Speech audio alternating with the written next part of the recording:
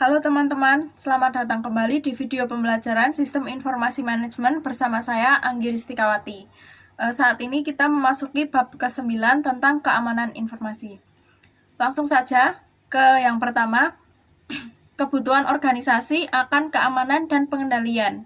Jadi, dalam dunia masa kini, banyak organisasi yang sudah semakin sadar akan pentingnya menjaga seluruh sumber daya mereka, baik yang bersifat virtual, juga yang bersifat fisik, agar terhindar dari ancaman baik dari luar dan juga dari dalam.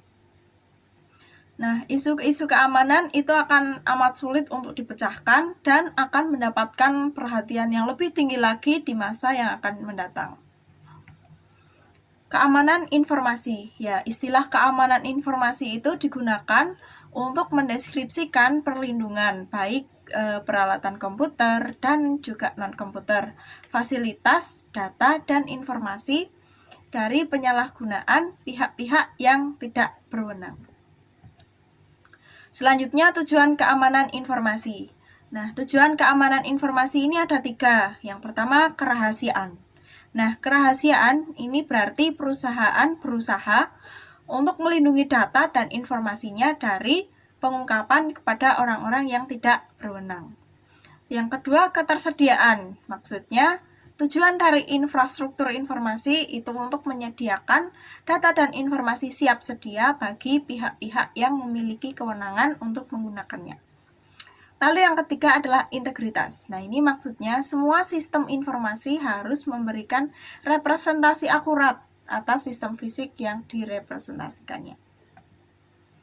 Lalu, manajemen keamanan informasi. Nah, manajemen keamanan informasi ini ada 2. Yang pertama, manajemen keamanan informasi itu sendiri, dan yang kedua adalah manajemen keberlangsungan bisnis. Manajemen keamanan informasi ini aktivitas untuk menjaga agar sumber daya informasi tetap aman. Lalu untuk manajemen keberlangsungan bisnis itu merupakan aktivasi untuk menjaga agar perusahaan dan sumber daya informasi tetap berfungsi setelah adanya bencana. Lalu ada pula dikenal istilah Corporate Information System Security Officer atau CISO yang telah digunakan untuk orang-orang yang berada di organisasi yang bertanggung jawab pada sistem keamanan informasi perusahaan. Nah, saat ini ada pula istilah baru, CIAO, itu merupakan Corporate Information Assurance Officer. Ini melaporkan kepada CEO dan mengatur suatu unit penjagaan informasi. Selanjutnya, manajemen keamanan informasi. Manajemen keamanan informasi atau ISM terdiri dari 4 langkah. Yang pertama, identifikasi ancaman atau threats, itu yang dapat menyerang sumber daya informasi pengguna. Yang kedua, mendefinisikan risiko dari ancaman-ancaman tersebut. Yang ketiga, menentukan kebijakan keamanan informasi. Dan yang keempat, menerapkan pengendalian atau controls yang tertuju pada risiko. Nah, hubungan logis antara ancaman, risiko, dan pengendalian adalah ketika ada ancaman, maka ada risiko yang timbul, dan harus ada pengendalian terhadap risiko tersebut. Nah, tolak ukur keamanan informasi atau ISP itu merupakan tingkat keamanan yang disarankan, yang dalam keadaan normal harus menawarkan perlindungan dengan cukup terhadap gangguan yang tidak terotoritasi. Lalu ancaman. Nah, ancaman keamanan informasi itu adalah seseorang, organisasi, mekanisme atau peristiwa yang berpotensi menimbulkan kejahatan pada sumber daya informasi perusahaan. Nah, ancaman itu bisa berupa internal maupun eksternal yang disengaja ataupun tidak disengaja. Lalu jenis ancaman yang paling terkenal itu adalah virus. Nah, selain virus ada juga worm, trojan, horse, adware, dan spyware. Ya, selanjutnya resiko.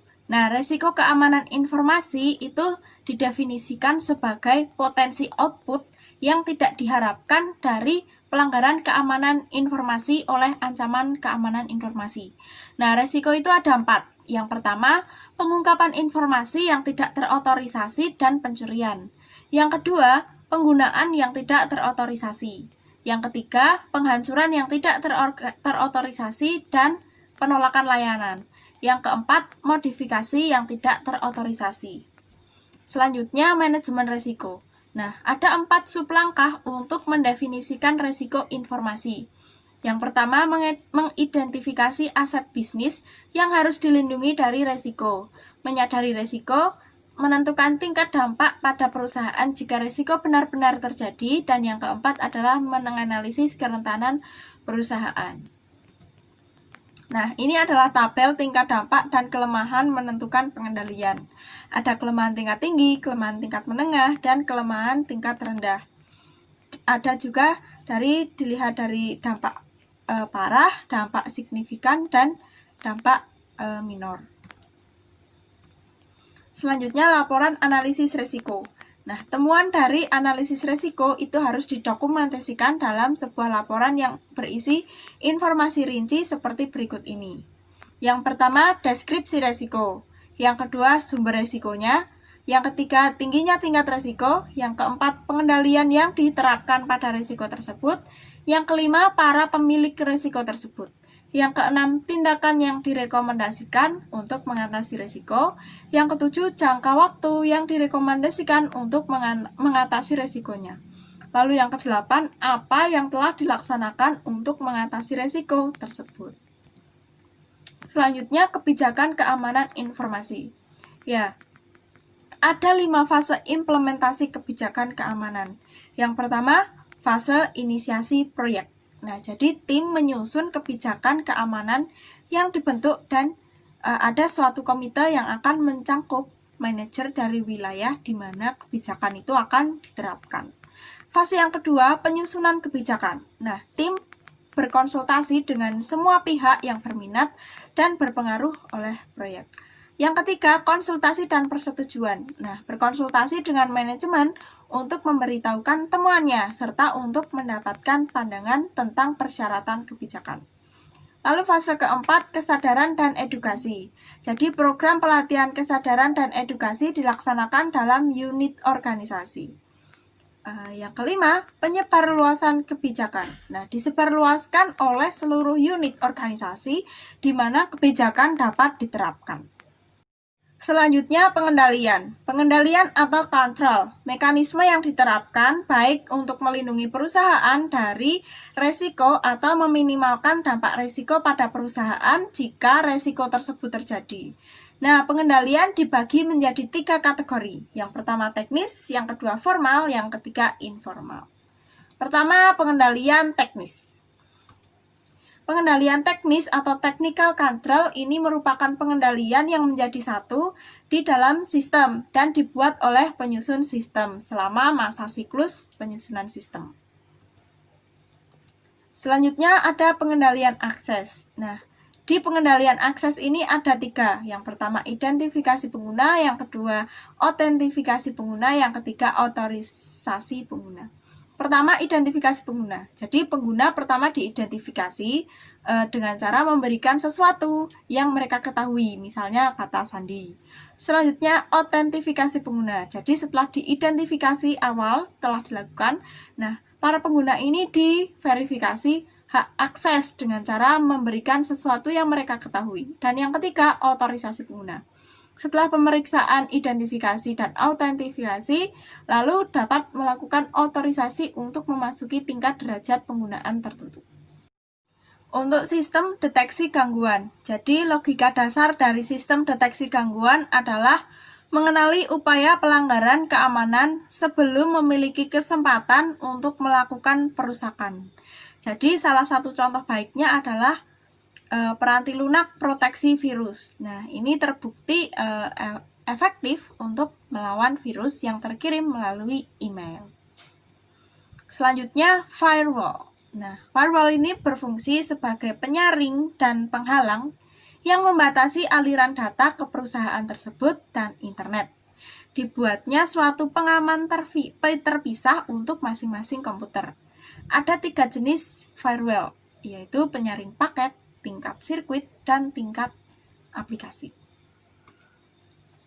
Selanjutnya ada pengendalian kriptografis. Nah, ini data dan informasi yang tersimpan itu ditransmisikan dapat dilindungi dari pengungkapan yang tidak terotorisasi dengan kriptografi, yaitu penggunaan kode yang menggunakan proses matematika. Selanjutnya, pengendalian fisik. Nah, peringatan pertama terhadap gangguan yang tidak terotorisasi yang dilakukan dengan melindungi fisik, seperti mengunci pintu ruangan komputer. Selanjutnya, meletakkan pengendalian teknis pada tempatnya.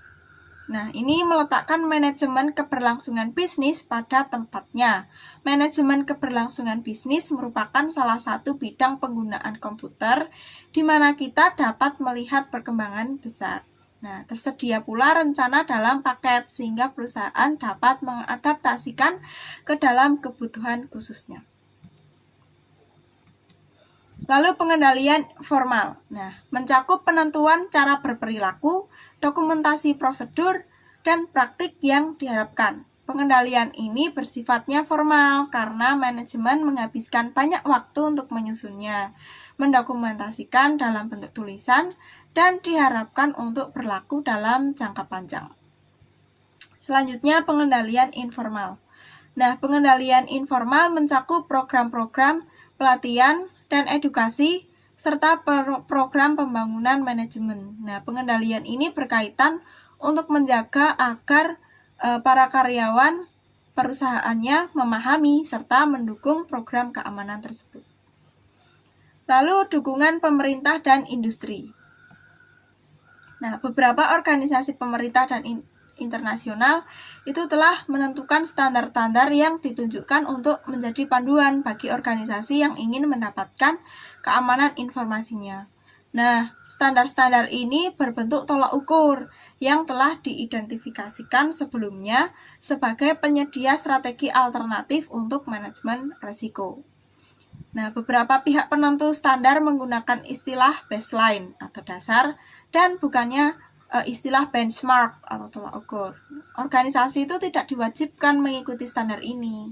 Namun, standar ini ditunjukkan untuk memberikan bantuan kepada perusahaan dalam menentukan tingkat target keamanannya. Ada pula peraturan pemerintah. Nah, pemerintah baik di Amerika Serikat maupun Inggris telah menentukan standar dan menetapkan peraturan yang ditujukan untuk menanggapi masalah pentingnya peraturan keamanan informasi yang makin meningkat. Nah, dan semakin memperluas internet serta peluang terjadinya kejahatan komputer. Nah, contoh-contohnya peraturan pemerintah itu ada di Amerika Serikat, yaitu Standar Keamanan Komputer Pemerintah Amerika Serikat dan Undang-Undang Antiterorisme Kejahatan dan Keamanan Inggris atau ATCSA. Lalu standar industri. Nah, The Center of Internet Security atau CIS itu merupakan organisasi nirlaba yang didedikasikan untuk membantu para pengguna komputer guna membuat sistem mereka lebih aman. Nah, bantuan diberikan melalui dua produk, yaitu CIS Benchmark dan CIS Scoring Tools. Lalu sertifikasi profesional. Nah, mulai tahun 1996, itu profesi IT mulai menawarkan program-program sertifikasi. Nah, 3 contohnya ini mengilustrasikan cakupan dari program-program ini, yaitu Asosiasi Audit Sistem dan Pengendalian, Konsorsium Sertifikasi Keamanan Sistem Informasi Internasional, dan Institut SANS. Manajemen keberlangsungan bisnis. Nah, jadi aktivitas yang ditujukan untuk menentukan operasional setelah terjadi gangguan sistem informasi itu disebutnya manajemen keberlangsungan bisnis atau Business Continuity Management atau BCM. Nah, tahun-tahun awal penggunaan komputer, aktivitas ini disebut perencanaan besar atau disaster planning. Namun, istilahnya yang lebih positif yaitu perencanaan kontingensi atau contingency plan menjadi populer. Lalu elemen penting dalam perencanaan kontingensi adalah rencana kontingensi atau contingency plan. Ini merupakan dokumen yang tertulis atau formal yang menyebutkan secara detail tindakan-tindakan yang harus dilakukan jika ada gangguan atau ancaman gangguan pada operasi komputer perusahaan. Ya, selanjutnya subrencana yang menjawab beberapa kontingensi yang spesifik. Jadi ada beberapa rencana. Yang pertama rencana darurat, yang kedua rencana cadangan, yang ketiga rencana catatan penting. Nah, yang pertama rencana darurat. Rencana darurat menyebutkan cara-cara yang akan menjaga keamanan karyawannya jika bencana terjadi. Cara-cara ini mencakup sistem alarm, prosedur evakuasi, dan sistem pemadaman api. Lalu rencana cadangan. Rencana cadangan ini perusahaan harus mengatur agar fasilitas komputer cadangan tersedia seandainya fasilitas yang biasa hancur atau rusak sehingga tidak dapat digunakan. Cadangan ini diperoleh dari kombinasi redundansi dan keberagaman serta mobilitas. Lalu rencana catatan penting terbagi menjadi dua bagian. Yang pertama catatan penting itu sendiri. Contohnya dokumen kertas, mikrofilm, media penyimpanan optis, dan magnetis yang penting untuk meneruskan bisnis perusahaan tersebut. Lalu yang kedua rencana catatan penting. Nah ini menentukan cara bagaimana catatan penting tersebut harus dilindungi. Oke, sekian yang dapat saya sampaikan untuk materi bab 9 kali ini. Semoga apa yang saya sampaikan bisa dapat dipahami dan dapat bermanfaat bagi teman-teman semua. Sampai jumpa lagi di video pembelajaran bab yang 10. Saya Anggi Ristikawati, sampai jumpa.